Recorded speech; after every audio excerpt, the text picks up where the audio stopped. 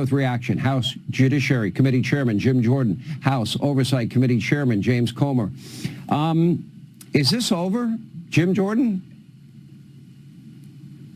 Well, we're going to look at David Weiss. Remember, the Congress has a strong history of looking at special counsels, getting a report from them, bringing them in for a hearing or deposition or maybe both. So we're going to look at all that. But I love what you said in your monologue, Sean.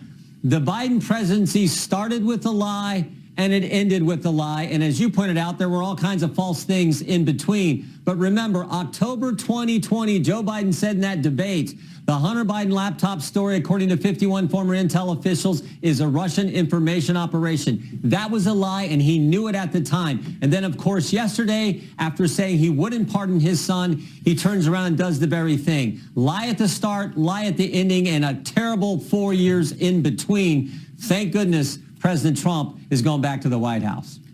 James Comer, let me ask you, in your mind, is this over?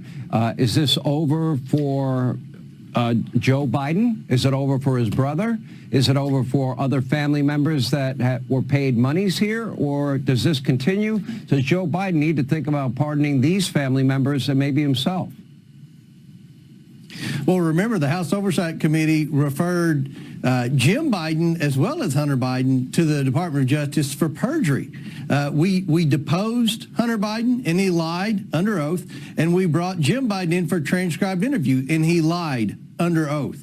That's a fact. That's in a report that Jim Jordan and I signed and published to the American people. So I would fully expect Joe Biden to pardon Jim Biden. And remember, in our investigation, we found that 10 family members, including Joe Biden, profited from the influence peddling schemes where they were shaking down our adversaries around the world for tens of millions of dollars, and then they created all these shell companies and laundered the money through the shell companies. And this is according to 6 banks. 6 banks said this in the suspicious activity reports that were filed with Treasury, that they were laundering money, and they sent the money in incremental payments to 10 different Biden family members. So I think that the new Trump Justice Department is going to have a lot on its platter. I look forward to consulting with them to see if we can be of any further assistance.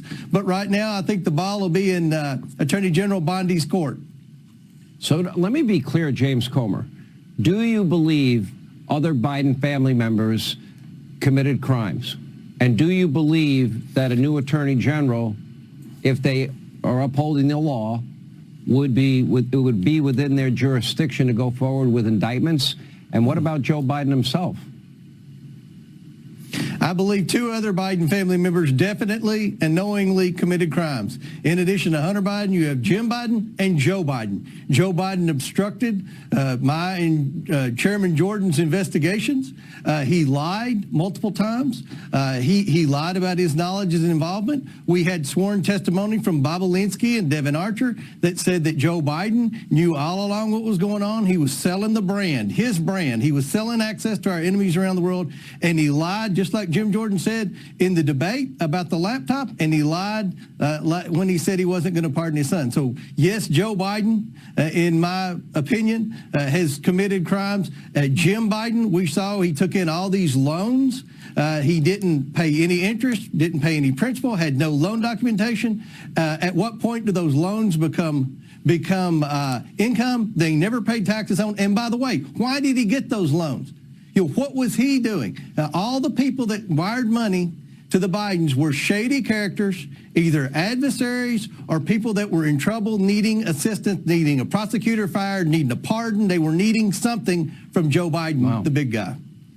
Same question, Jim Jordan. And do you believe that Joe Biden should think about pardoning the people that James Comer just mentioned and maybe himself? Well, Sean, I assume he's already looking to do that particularly for his brother. As Jamie pointed out, when we deposed him, he said things that just didn't square with what the evidence that we had and the facts that we had gathered. So we'll see. I do think it's interesting. You pointed this out, the time, the broadness, the length of this from January 1st, 2014 to December 1st, 2024, 10 years and 11 months. Remember, 3 of that of 11-year time frame, 3 of those years was when Joe Biden was vice president. So he's making sure, even though the statute of limitations has run for any involvement Hunter Biden had with Barisma and taxes he owed for that unbelievable amount of income he got from that energy company in Ukraine. So I think that is something that I think is just huge. Because remember with Barisma, Hunter Biden got put on the board. He wasn't qualified to be on the board. He told us that himself in an interview.